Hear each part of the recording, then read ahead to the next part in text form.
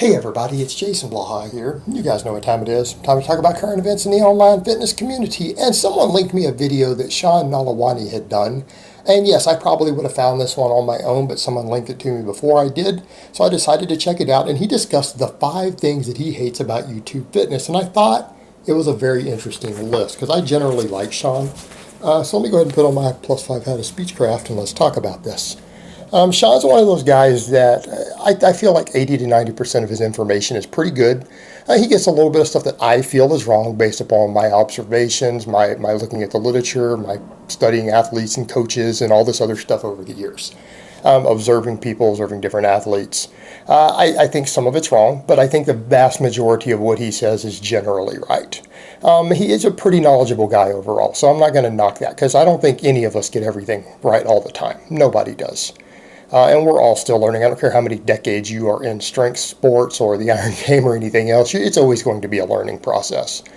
And he kind of broke down his 5 things. And I think one of the things he doesn't fully grasp, and I'm going to jump to on his last one, I think it's because he doesn't fully understand what YouTube is. And that's going to be the interesting part.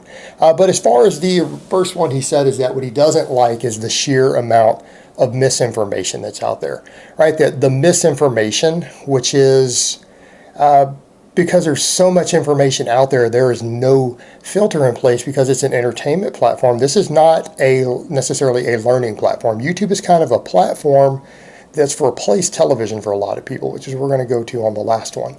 But it's an entertainment platform that can be used as an educational platform if that's how the user, the end user, and the creators choose to utilize it. And it can work very well for that, but because it is an entertainment platform by and large, it is what it is. And so therefore it means there's a large amount of information out there, and a lot of it's good, a lot of it's fantastic, some of it's really, really, really bad. And there's a whole host of stuff in between, everything from straight up wrong, bad, misinformation, dangerous information. We're talking just training and fitness, all the way up to some of the best professionals and top coaches in the entire world put out information here, right? So there's these both extremes, and there's everything in between. And that's the problem he has, is that it's really impossible for a lot of people to filter that out. And then kind of the point he came over to is that a lot of people, it turns into kind of a con because people just go to whoever they want to follow. And I believe that was like his second point, that because it's so appearance oriented, and I'm going to say, Sean, that's what the bodybuilding world did. The bodybuilding and physique world did that to the fitness industry.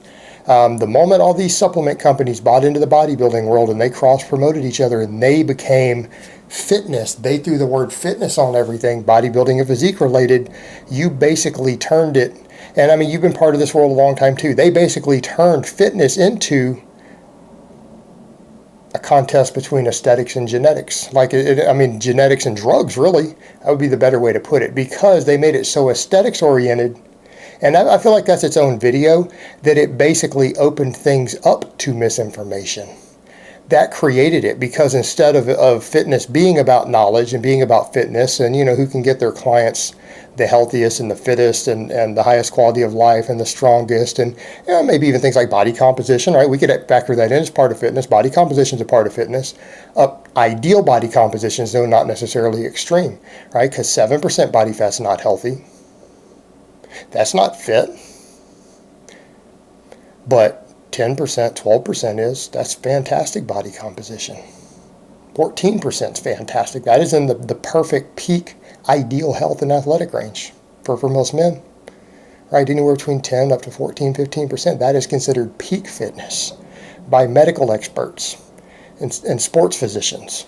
So you have all that, and if it had stayed in that direction and had gone health and fitness related, it would be different. But because we open things up to purely appearance, which again is going to be largely dictated by genetics, and that's a point that he made, is that it seems like the guys who are just very genetically gifted, who can do anything on any program because they look good, they're going to put up their results, and this is how I did it, so you should follow me, instead of them actually understanding, hey, what's going to work for the average person.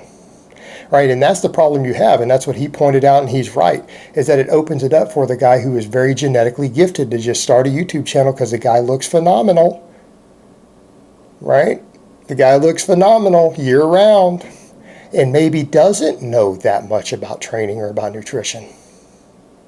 But he looks good, doesn't he? So it will sell products. And he doesn't actually know how to get the average. He can't take the average person and ever make them look like him. You could probably take that guy right now, and if he were to take 10 average Joes of just, genetically average guys, which, has its own variation among it, and he were to coach all of them for the next 5 years, not one of them would look like him, even if he trained them in person. Because he doesn't have the knowledge to get them there, and maybe they could never look like him. And then the problem we have is when the drugs go on top of it, because that's what people need to understand. Everyone acts like steroids are this mysterious thing and only a handful of people use them. You go look at surveys of different stuff. Like take the UK. The NHS did a survey in the United Kingdom a few years back and asked young men who had gym memberships how many of them had used steroids. It was like 30% answered on an anonymous questionnaire. 30% of men, young men who had gym memberships had used steroids. That means that if you go to an average gym there, you look at there's 10 guys, 3 of them have used gear or are on gear right now, out of every 10 guys in the gym. Right? And a lot of people out there, they think, well, it's not that prevalent, and you realize it really is. And anyone who's saying, I've never really seen much of it, and I've been training for years, and they're an influencer online, they're lying to you. Gear's everywhere. Every single gym, there are people using it. So when you look at it from that perspective, guys who are genetically blessed, they go on a little bit of gear, it is very easy for them to build a following online if they can speak in front of a camera. And again, they have a different learning curve. They don't necessarily have to get stuff right. And it's not just aesthetics. I'm not going to lie. It's the strength world too. I mean, we see guys like that who are, putting out information as far as strength training. But then you'll listen to some of them talk. And when you hear a guy say something like, well, I got to about a 430 bench before I learned how to bench press correctly. I just used brute strength, and that got me up to about 430. And then I had to learn how to bench correctly with good form and good technique, and and how to actually program and do some periodization and accessory work. Yeah, okay, guys, let that sink in. If you have a guy who gets to a 430 bench just by going to the gym and benching heavy regularly, and doesn't even learn how to arch correctly, doesn't learn ideal bar pass, he just uses brute strength to just muscle it up and gets up to 430 on his bench, and then he gets to a 500 later, is that really someone who's the best bit of advice to get bench press information on if you're the guy who's struggling at 250? He might not be. I'm not saying he's going to be wrong. He might be a brilliant guy with it. But he didn't have to go through that process you did, just like the really aesthetics guy tells you, oh yeah, this is how I did it, and then other people try, like, this isn't working for me. Everyone else tries to follow the one guy who gave that advice, and they never get to a 400. He got to 430 without knowing anything. So it matters for strength too. I mean, it does matter. And that's a valid point. So he brings a lot of that up. And then again, the needless complexity that arises from it. And I think that's a big problem too. It's very hard when you're trying to put out information. You put out a bunch of points of information, and you try to tie it in together for people. And that can be complicated enough. I mean, because sometimes even getting the basics right. And even the basics, become different when you become an advanced lifter. Right? I mean, you get fairly advanced as a lifter, you're not going to keep getting bigger and stronger that easily off the classical lifts with a low injury rate. You're going to have to use some variations. You're going to have to change some stuff. The stuff that will make a novice lifter grow like a weed is not going to work the same as you get more advanced. I mean, you have a higher need for complexity the more advanced you get. But the problem is that when you're putting out information and you're teaching people stuff, and then they go listen to other people on top of it, guess what happens? It creates a big mess, because then they try to incorporate the advice of 4 different people, and then the other people's advice ends up messing up your advice for them, and they wonder why they're stalling. And it's a problem where they get the wrong advice, because if you're going to give good advice, you got to give different advice for people at different points, and a lot of times it's going to be conflicting advice. In other words, what I would tell a novice lifter to do is not going to be the same I tell an advanced lifter to do, and if they did each other's advice, the advice I gave to each one, if they followed the advice of the other one, it's going to screw them. They're screwed. They can't do that. It's not going to work.